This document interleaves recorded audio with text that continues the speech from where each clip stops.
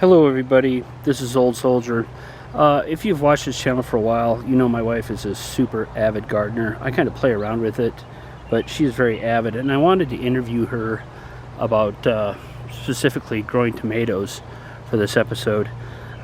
She allowed herself to be interviewed. I did interview her, but she declined to do it on camera. So we're going to show some of her tomato plants and her tomato beds, and I'm just going to tell you the results of the interview. So my wife currently, in this particular bed, she has 9 tomato plants. She also has a greenhouse. She kind of experimented this year. She put 3 inside the greenhouse.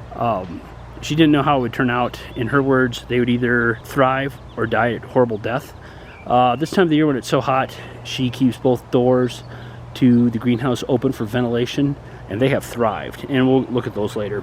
But this bed has 9. She has 2 more plants that were given to her by a friend that have that she keeps in a different bed because she doesn't want to cross-pollinate or possibly cross-infect the 2 beds, bring any infections, and they're in a different bed, and I don't know if we'll show those or not. But this is her main bed. She has 9 plants, and she started out, she planted these from seeds or seedlings, and she started them either inside or inside the greenhouse in early March. The varieties that she is growing this year are Cherokee Purples, Beefsteak, and Better Boy. Now, in the past, she has previously grown yellow tomatoes, of which they are the Taxi and the Sand Gold variety, and the 4th of July. Now, in past years, the 4th of Julys have proven to be very prolific, but small. And I asked her why she changed strains this year of tomato, and quite simply, she just likes to change things up and see what she can do. So she started these from seeds inside our house, or inside the greenhouse, in early March. They were not transplanted out here until the end of May. She does that because we live in zone 5B. The weather here is very unpredictable until early May, or pardon me, end of May. She worries about hail or snow, and she wants the soil to be consistently in the 60s for it to be optimal.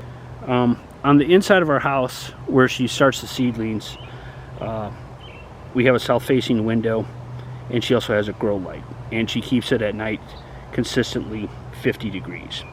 So what do we do with our tomatoes? Well, for preservation, her favorite and easiest mode of preservation, she simply puts them inside a Ziploc and freezes them whole. Now, she also enjoys making salsa, and we'd also eat a lot of fresh tomatoes, and additionally we give away a lot of tomatoes to our friends. At the end of the season, she takes green tomatoes and she cans them with peppers and onions that she also grows, that makes sort of a tomato relish. How she fertilizes her tomatoes, at the beginning of the year, or pardon me, about the end of May, early June, we went and we got a big pickup truck full of horse poop. Occasionally, I also have a source for chicken poop, and she also has a worm farm in her greenhouse, and she uses worm castings to fertilize the garden. My wife started with 84 plants. Some did not thrive or survive. She gave a lot of the plants away, and like I said, she is trying 3 in the greenhouse, and they appear to be thriving. One thing my wife thinks is very important is consistent watering, because it keeps the roots moist and non-stressed. My wife also adds that if you keep the roots moist, the plants are not as susceptible to blight and disease and blossom end rot. Blossom end rot can result in discolored spots on the bottom of tomatoes and split tomatoes. For pest control, my wife lights natural pesticides. What she does is she does a soap spray with 1 teaspoon to 1 quart of water, 1 teaspoon of Castile soap, and then she sprays them. She also uses neem oil, 1 tablespoon to 1 gallon of water, plus 1 or 2 teaspoons of Castile soap. To control bugs, she uses diatomaceous earth.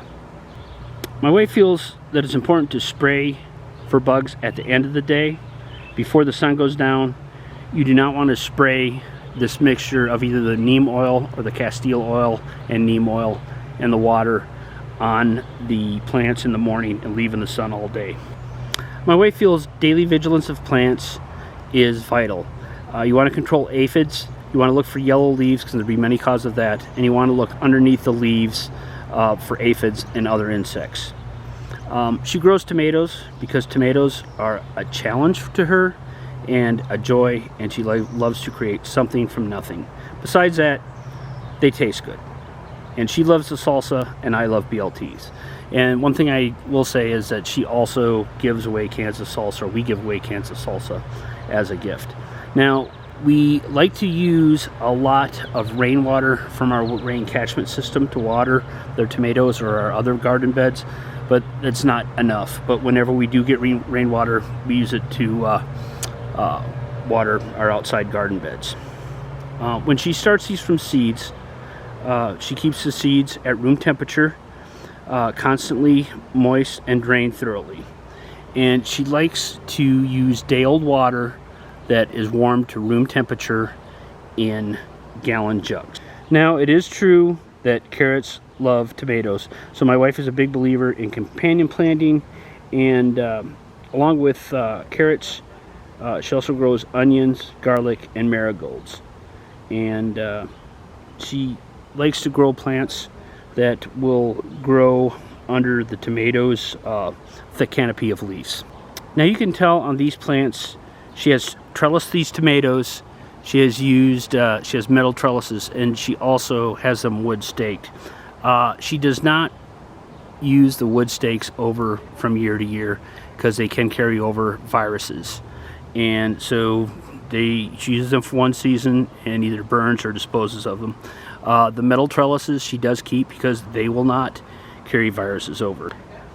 You'll also notice that my wife uses mulch. Here she's used straw.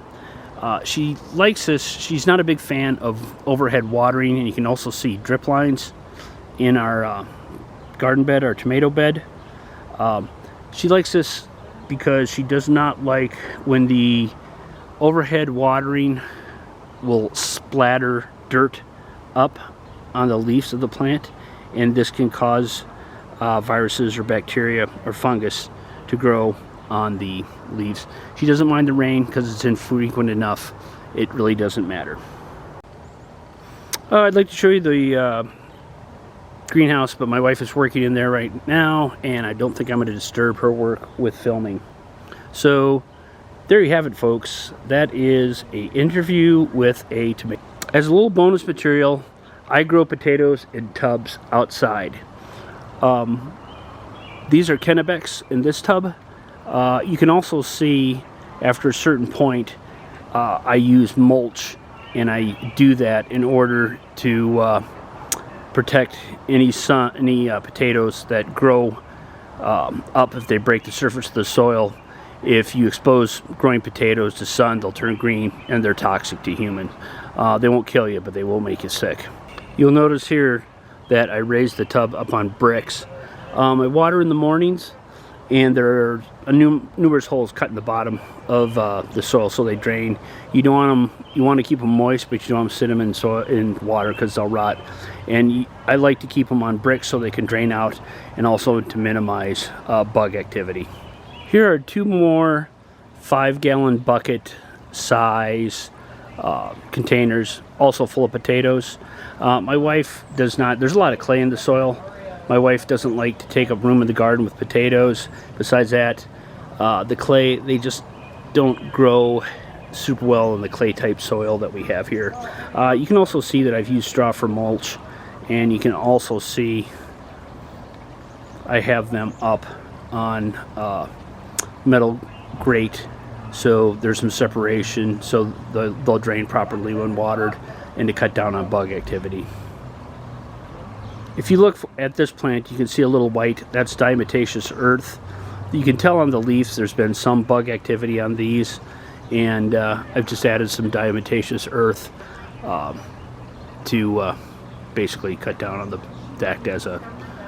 And folks, there you have it. Little bonus material with potatoes, but basically this has been Interview with a Tomato Gardener. Hope you've enjoyed it. This is Old Soldier out.